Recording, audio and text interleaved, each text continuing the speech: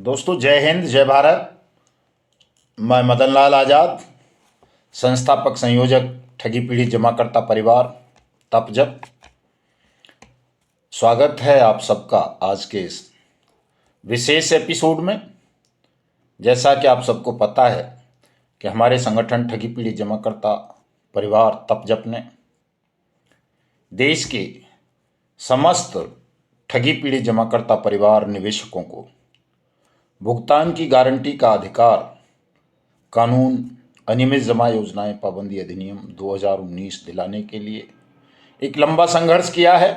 और आज बड़े गर्व और खुशी के साथ हम कह सकते हैं कि माननीय प्रधानमंत्री नरेंद्र मोदी जी की सरकार ने हम सबको, देश के 42 करोड़ से ज़्यादा ठगी पीढ़ी जमाकर्ता निवेशकों को जो अब तक किसी भी कंपनी या क्रेडिट कोऑपरेटिव सोसाइटी की ठगी का शिकार बने थे, उन सबको भुगतान की गारंटी का अधिकार दे दिया है। और साथ साथ ये परमानेंट एक्ट बनाया है, पार्लियामेंट्री एक्ट है, सर्वसम्मति से बना है, किसी भी दल ने इसका विरोध नहीं किया। और ये कोई निश्चित समय सीमा के लिए नहीं है, ये हमेशा हमेशा के लिए कानून बना है। भविष्य में भी अगर कोई किसी के साथ ठगी करेगा जमा योजनाओं के नाम पर, रियल एस्टेट के नाम पर, जीवन बीमा के नाम पर, बोनस के नाम पर, निवेश के नाम पर, रिटर्न के नाम पर, तो उन सब के खिलाफ भी इसी कानून के अंतर्गत कार्रवाई होगी। चाहे वो कोई देश में बैठकर या विदेश में बैठकर क्रिप्टो करेंसी का कारोबार कर रहा है, या रियल एस्टेट का कारोबार कर रहा है, या कोई गोल्ड का कारोबार कर रहा है, या कोई और निधि वगैरह चला रहा है, निवेश योजनाएं चला रहा है। तो ऐसे स्वरोजगार योजनाएं वगैरह के नाम पर ठगी करने वाले तमाम ठग कंपनी, ठग क्रेडिट कोऑपरेटिव सोसाइटी, फर्म, निधि समूह, एसएसजी, कॉरपोरेशन और गैर बैंकिंग कंपनीज के खिलाफ ये कानून है। उन तमाम नियमित जमा योजनाओं पर भी ये कानून लागू होता है, जो भले ही multi state credit cooperative society हैं, क्रेडिट कोऑपरेटिव सोसाइटी हैं, कोई बैंक हैं, या कोई फर्म हैं, कारपोरेशन हैं, जिन्होंने लाइसेंस तो लिया है निवेश योजनाएं चलाने का नाम पर, लोगों से जमा धन ले सकते हैं वो, लेकिन अगर किसी की जमा राशि को वापस करने में डिफ़ॉल्ट करते हैं या इस एक्ट के अंतर्गत वो अपना त्रैमासिक रिटर्न फाइल करके अपना स्टेटस नहीं देते हैं, तो ऐसी कंपनी या समूह या फर्म या कॉरपोरेशन या निधि या सोसाइटी या बैंक के खिलाफ भी ये कानून लागू होगा। भले ही वो सेबी से अप्रूव्ड हों, आरबीआई से अप्रूव्ड हों, किसी से भी अप्रूव्ड हों, अगर वो डिफ़ॉल्ट करते हैं, आपसे पैसा लेकर आपका पैसा निश्चित समय सीमा के अंदर, जैसा वो वायदा करते हैं कि फलां समय मैच्योरिटी कर देंगे, इतना रिटर्न दे देंगे, वो नहीं कर रहे हैं, तो ये कानून उन सभी पर लागू होता है। दोस्तों, उनके खिलाफ भी इसी कानून के अंतर्गत कार्रवाई की जाएगी। और ये कानून कहता है कि सरकार द्वारा नियुक्त सक्षम या सहायक सक्षम अधिकारी, जो आपके क्षेत्र का होगा, आपके ज़िले का होगा, तहसील का होगा, आपके राज्य का होगा, संभाग का होगा, वो आपसे आवेदन लेगा और आपके आवेदन पर कार्रवाई करते हुए 180 दिन में फास्ट ट्रैक कोर्ट के मार्फत आपकी जमा राशि का 2 से 3 गुना पैसा आपको वापस कराएगा। और यदि 180 दिन में वो सक्षम या सहायक सक्षम अधिकारी आपका पैसा वापस नहीं करा सकता, ज़्यादा समय लेता है, तो उसमें वो ब्याज भी इंक्लूड करेगा 2 से 3 गुना के पश्चात। और ऐसा करने में वो सफल नहीं रहता है, आपके पास पूरे एविडेंस हैं, तो आप अपील में जा कर के उस अधिकारी के खिलाफ कार्रवाई करवा सकते हैं। उसकी वेतन से कटौती करके आपको क्षतिपूर्ति कराई जाएगी। ये इतना सख्त कानून है दोस्तों, और ये लागू हो चुका है देश भर में। इक्का दुक्का राज्य ऐसे रह गए हैं जो बदमाशी कर रहे हैं, लापरवाही कर रहे हैं, इस कानून को लागू नहीं कर रहे, जिनमें एक राजस्थान भी है, छत्तीसगढ़ भी है। तो दोस्तों, राजस्थान में मुझे आश्वासन मिला है कि 15 से 20 दिन में ये कानून वहाँ पूरी तरह लागू कर दिया जाएगा। छत्तीसगढ़ मैं 12 तारीख को जनवरी में ही पहुँच रहा हूँ रायपुर, मिशन भुगतान 2023 के अंतर्गत सेमिनार करने के लिए। वहाँ के मुख्यमंत्री से मुलाकात करेंगे और छत्तीसगढ़ में भी केंद्रीय कानून को लागू करवा कर आपका सबका भुगतान सुनिश्चित कराएंगे। कर्नाटक से आज बड़ी खबर आ गई है। हमारे कर्नाटक के प्रदेश अध्यक्ष अप्पा साहेब ने वीडियो बना करके बाकायदा बताया है कि कर्नाटक में एक्ट पूरी तरह प्रभावी हो चुका है, महाराष्ट्र में प्रभावी हो चुका है, तमाम स्टेट्स में प्रभावी हो चुका है।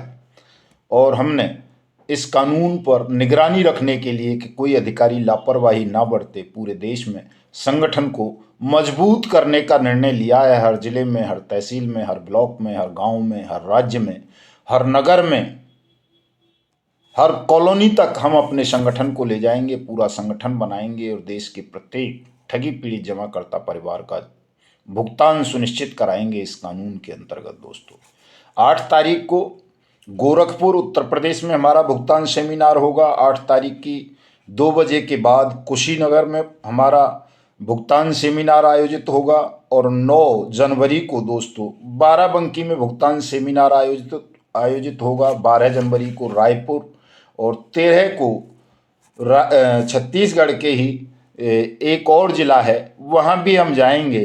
तो ये हमारे लगातार कार्यक्रम हैं और 14 जनवरी को दोस्तों हम अपने गांव अलीगढ़ में रहेंगे।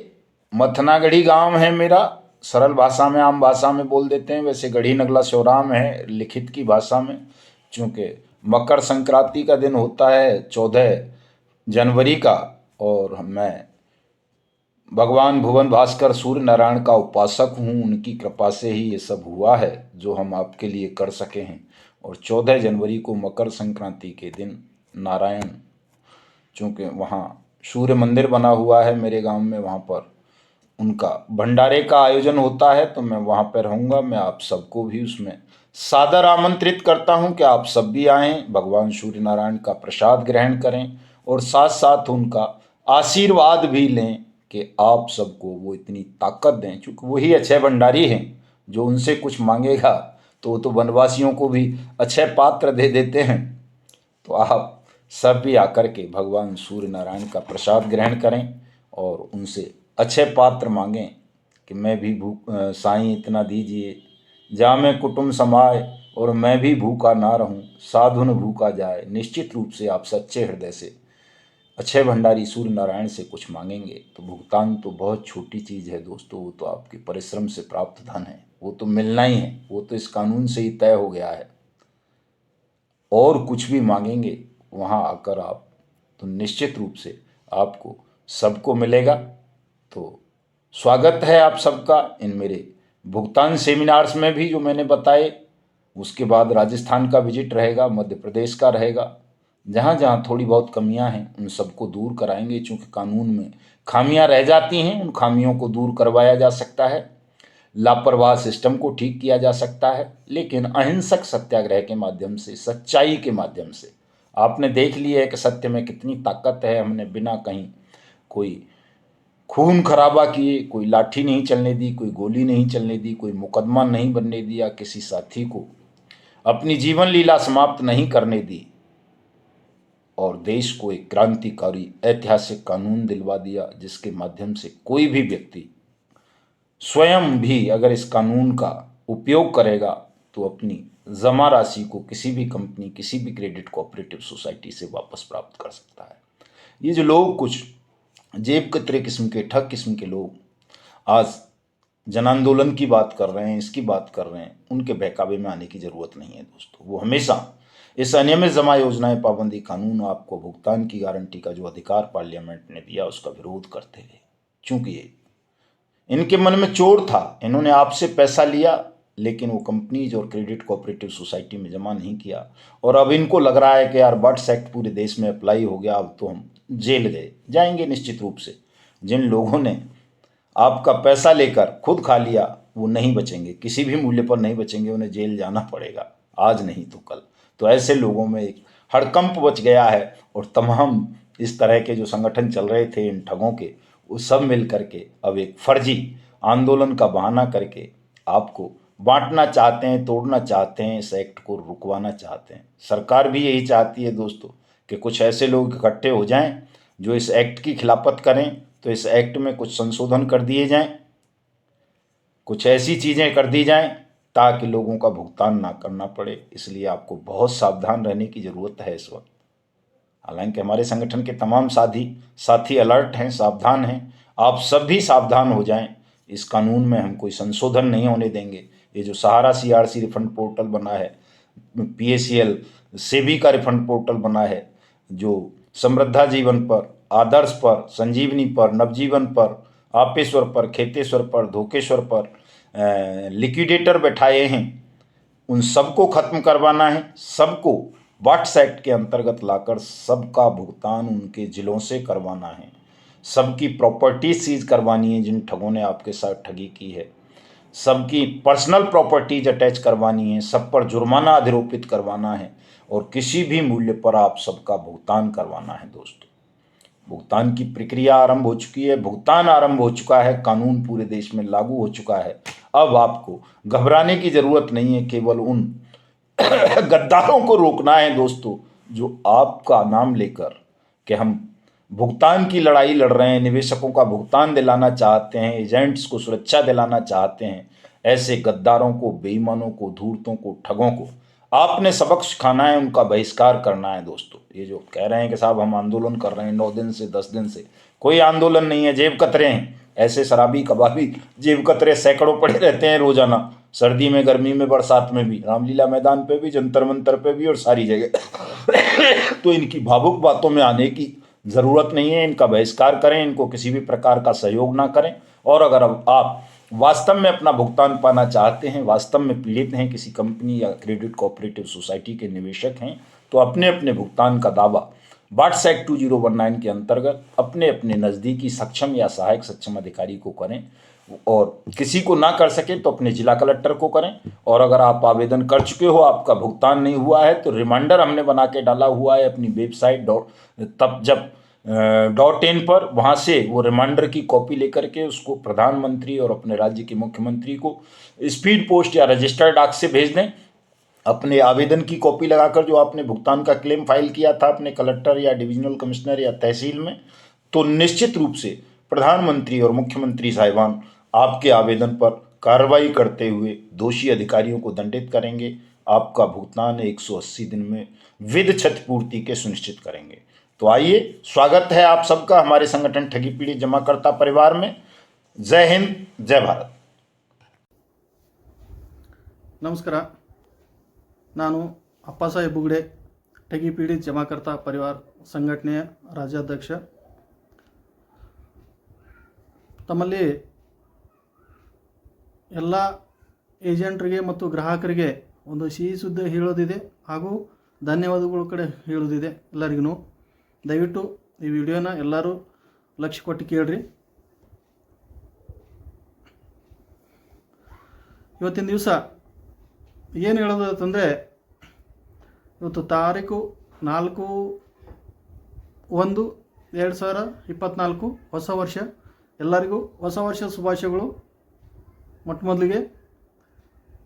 ಸೊ ನಾವು ಏಪ್ರಿಲ್ 18, 2023ರಿಂದ ಈ ಹೋರಾಟನ ಸ್ಟಾರ್ಟ್ ಮಾಡಿದ್ದೀವಿ. ठगी पीड़ित जमाकर्ता परिवार ಸಂಘಟನೆ ವತಿಯಿಂದ ಸ್ಟಾರ್ಟ್ ಮಾಡಿ, ಮೊದಲು ವಿಜಯಪುರದಿಂದ ನಾವು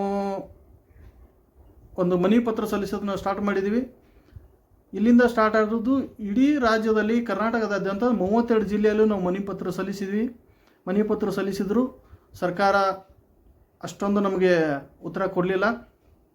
ಆದರೆ ಇವತ್ತಿನ ದಿವಸ ನಾವೇನು ಸುಮಾರು 1 ತಿಂಗಳಿಂದ ಮನವಿ ಪತ್ರ ಪ್ರತಿ ಏಜೆಂಟ್ರ ಮುಖಾಂತರ ನಾವು ಸಲ್ಲಿಸ್ತಾ ಇದ್ದೀವಿ.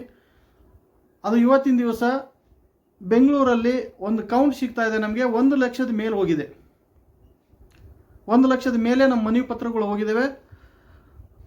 ಅದರಲ್ಲಿ ಒಂದು ವಿಶೇಷವಾದ ವಿಚಾರ ಏನಪ್ಪ ಅಂತಂದರೆ, ಬೆಂಗಳೂರಲ್ಲಿರುವ ನಮ್ಮ ಹಿರಿಯರಾದ ಮುನಿಯಪ್ಪ ಸರ್ ಅವರು ಸುಮಾರು ಅವರು ಟೀಮಿಂದ ಅವರು ಸ್ವಂತ ಜವಾಬ್ದಾರಿ ತಗೊಂಡು 25,000 ಲೆಟರ್ಗಳನ್ನ ಹಾಕಿದ್ದಾರೆ. ಆಮೇಲೆ ಇನ್ನೊಬ್ಬರು ಮಂಜುಳಾ ಅಕ್ಕವರು, ಅವರು ಕೂಡ ಎಮ್ ರ್ಯಾಂಕ್ ಹತ್ತಿರ ಬಂದವರು, ಅವರು ಸಹ ತಮ್ಮ ಟೀಮಿನಿಂದ 15,000 ಲೆಟರ್ಗಳನ್ನು ಹಾಕಿದ್ದಾರೆ CM ಮತ್ತು DC ಅವರಿಗೆ. ಹಾಗೆ ಕೂಡ ಇಡೀ ರಾಜ್ಯದಲ್ಲಿ ಹೈಯೆಸ್ಟ್ ಲೆಟರ್ಗಳು ಕಳಿಸಿರುವಂಥ ಒಂದು ಜಿಲ್ಲೆ ಅಂತಂದರೆ ಅದು ತುಮಕೂರು ಜಿಲ್ಲೆಯ ಜಿಲ್ಲಾಧ್ಯಕ್ಷರಾದ ನಾರಾಯಣ ಸರ್ ಅವರ ನೇತೃತ್ವದಲ್ಲಿ ಅಲ್ಲಿ 5,000ಕ್ಕಿಂತಲೂ ಜಾಸ್ತಿ ಲೆಟರ್ಗಳು ಹೋಗಿದ್ದಾವೆ.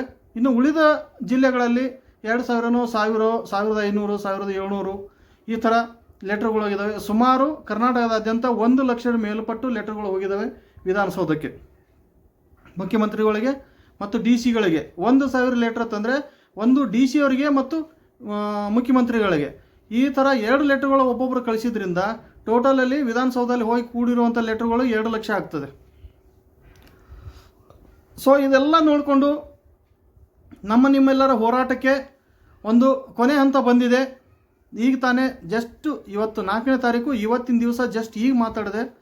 ಬೀದರ್ ಡಿ ಸಿ ಆಫೀಸದವರು ಒಬ್ಬರು ಅಲ್ಲಿ ನೌಕರರು, ಡಿ ಸಿ ಆಫೀಸ್ ನೌಕರನವರು ಫೋನ್ ಹಚ್ಚಿದ್ರು.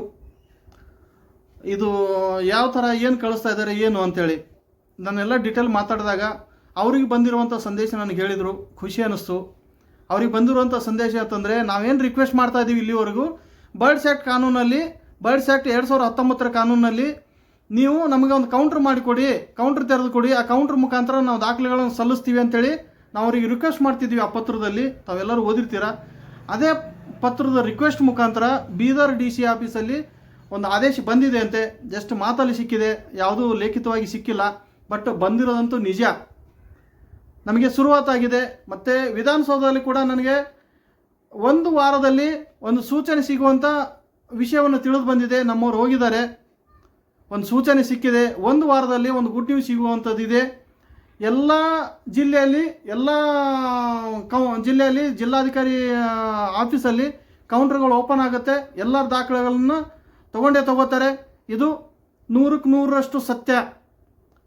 ಎಲ್ಲ ಜಿಲ್ಲೆಯ ಏಜೆಂಟ್ರಿಗೆ ಹಾಗೂ ಮತ್ತು ಎಲ್ಲ ಜಿಲ್ಲೆಯ ಜಿಲ್ಲಾಧ್ಯಕ್ಷರುಗಳಿಗೆ ಹಾಗೂ ತಾಲೂಕು ಅಧ್ಯಕ್ಷರುಗಳಿಗೆ, ತಾಲೂಕು ಉಪಾಧ್ಯಕ್ಷರುಗಳಿಗೆ, ಜಿಲ್ಲಾ ಉಪಾಧ್ಯಕ್ಷರುಗಳಿಗೆ, ಕಾರ್ಯದರ್ಶಿಗಳಿಗೆ ಹಾಗೂ ಏಜೆಂಟ್ ಬಾಂಧವರಿಗೆ ಮತ್ತು ನನ್ನ ಎಲ್ಲ ಗ್ರಾಹಕ ಬಂಧುಗಳಿಗೆ ನನ್ನ ಅನಂತಪೂರ್ವಕ ಹೃದಯಪೂರ್ವಕ ಧನ್ಯವಾದಗಳನ್ನು ತಿಳಿಸ್ತೀನಿ. ಯಾಕಂದರೆ ಲಕ್ಷಾಂತರ ಲೆಟ್ರು ವಿಧಾನಸೌಧಕ್ಕೆ ಹೋಗಿ ಬಿದ್ದ ಕಾರಣದಿಂದ ಒಂದು ವಿಷಯ ಪೂರ್ಣವಾಯಿತು. ಏನಂತಂದರೆ ಕೌಂಟ್ರ್ ಓಪನ್ ಆಗೋದಕ್ಕೆ ಒಂದು ಸಾಕ್ಷಿ ಆಯಿತು. ಕೌಂಟ್ರ್ ಓಪನ್ ಆಗ್ತಾ ಇದೆ, ಅಲ್ಲೆಲ್ಲ ಆಗ್ತಾ ಇದೆ. ನಾಳೆಯಿಂದ ನನ್ನ ಮೀಟಿಂಗ್ ನಾನು ಸ್ಟಾರ್ಟ್ ಮಾಡ್ಕೋತೀನಿ. ಯಾವ್ಯಾವ ಜಿಲ್ಲೆ ಅಂತ ನೀವು ತೀರ್ಮಾನ ಮಾಡ್ಕೊಳ್ಳಿ. ಮೀಟಿಂಗ್ ಸ್ಟಾರ್ಟ್ ಮಾಡಿಕೊಂಡು ಅಲ್ಲೆಲ್ಲೇ ವಿಚಾರನ ತಿಳಿಸಿ ಕೌಂಟರ್ ಸ್ಟಾರ್ಟ್ ಮಾಡಿ ನಾವು ದಾಖಲೆ ಸಹಿತ ನಾವು ಡಿ ಸಿ ಆಫೀಸಲ್ಲಿ ನಾವು ಸಬ್ಮಿಟ್ ಮಾಡಬೇಕಾಗಿದೆ. ನೀವು ತುಂಬಿರುವಂಥ ಸರ್ಟಿಫಿಕೇಟು, ಅದರ ಜೆರಾಕ್ಸ್ ಪ್ರತಿ ಅಥವಾ ಅದರದ್ದು ರೆಸಿಟ್ ಜೆರಾಕ್ಸ್ ಪ್ರತಿ, ಆಮೇಲೆ Aadhaar card xerox, bank passbook xerox, ಇವೆಲ್ಲ ದಾಖಲೆಗಳು ನಾವು ಸರ್ಕಾರಕ್ಕೆ ಸಬ್ಮಿಟ್ ಮಾಡಬೇಕಾಗಿದೆ. ಆ ದಿನ ಬಂದಿದೆ. ಅತ್ಯಂತ ಖುಷಿ ವಿಚಾರ ಇದೆ. ಸೊ ಇನ್ನೂ ಒಂದು ವಾರ 10 ದಿವಸದಲ್ಲಿ ನಿಮಗೆ ಅತಿಯಾದ ಎಲ್ಲ ಖುಷಿ ವಿಚಾರಗಳು ಹೊರಗೆ ಬರ್ತವೆ. ನಾವು ಮಾಡಿರುವಂಥ ಪ್ರಯತ್ನ ಸಫಲವಾಗಿದೆ. ನಮ್ಮ ಕೆಲಸಕ್ಕೆ ಜಯ ಸಿಕ್ಕಿದೆ. ನಾನಿನ್ನೇನು ಜಾಸ್ತಿ ಹೇಳೋಕ್ಕೆ ಇಷ್ಟಪಡಲ್ಲ. ಯಾಕಂತಂದರೆ ಜಯ ಸಿಕ್ಕಿದೆ ನಿಮ್ಮೆಲ್ಲರ ಹೋರಾಟಕ್ಕೋಸ್ಕರ. ನಾವು ಅದಕ್ಕೊಂದು ಬರ್ಡ್ಸ್ ಆ್ಯಕ್ಟದ ಒಂದು ಫಾರ್ಮ್ ರೆಡಿ ಮಾಡಿದ್ದೀವಿ. ಆ ಫಾರ್ಮ್ ಮುಖಾಂತರ ನಾವು ದಾಖಲೆಗಳನ್ನ ಡಿ ಸಿ ಆಫೀಸಲ್ಲಿ ಜಮಾ ಮಾಡಬೇಕಾಗುತ್ತೆ. ಆ ಫಾರ್ಮ್ಗಳನ್ನು ನಮ್ಮ ಜಿಲ್ಲಾಧ್ಯಕ್ಷರ ಕೈಯಲ್ಲಿ ನಾನು ಕೊಟ್ಟಿರ್ತೀನಿ. ಫಾರ್ಮ್ ರೆಡಿ ಮಾಡಬೇಕು. ಒಂದು 4-5 ದಿವಸ ನನಗೆ ಟೈಮ್ ಬೇಕಾಗುತ್ತೆ. ರೆಡಿ ಮಾಡಿ ಜಿಲ್ಲಾಧ್ಯಕ್ಷರ ಕಡೆ ಕೊಡ್ತೀನಿ. ಜಿಲ್ಲಾಧ್ಯಕ್ಷರು ನಿಮ್ಮನ್ನು ಕರ್ಕೊಂಡು ಆ ಫಾರ್ಮ್ ಫಿಲಪ್ ಮಾಡಿ ಡಿ ಸಿ ಆಫೀಸಲ್ಲಿ ಜಮಾ ಯಾವ ಥರ ಮಾಡೋದು ಅಂತ ನಿಮ್ಗೆ ತಿಳಿಸ್ಕೊಡ್ತಾರೆ. ಅವರಿಗೂ ಕೂಡ ಎಲ್ಲ ಹೇಳಿರ್ತೀನಿ. ಈ ವಿಚಾರನ ಹಂಚ್ಕೊಂಡು ತಾವೆಲ್ಲ ಏಜೆಂಟ್ರನ್ನು ಹಂಚ್ಕೋತೀರ ಅಂತ ತಿಳ್ಕೊಂಡು ನಾನು ಬಯಸ್ತೀನಿ. ನನ್ನ ಫೋನ್ ನಂಬರ್ ಇದೆ 7795484419. ಅಪ್ಪಾಸಾಹೇಬ್ ಬುಗ್ಡೆ, ವಿಜಯಪುರ. ಎಲ್ಲರಿಗೂ ನಮಸ್ಕಾರ, ಧನ್ಯವಾದಗಳು.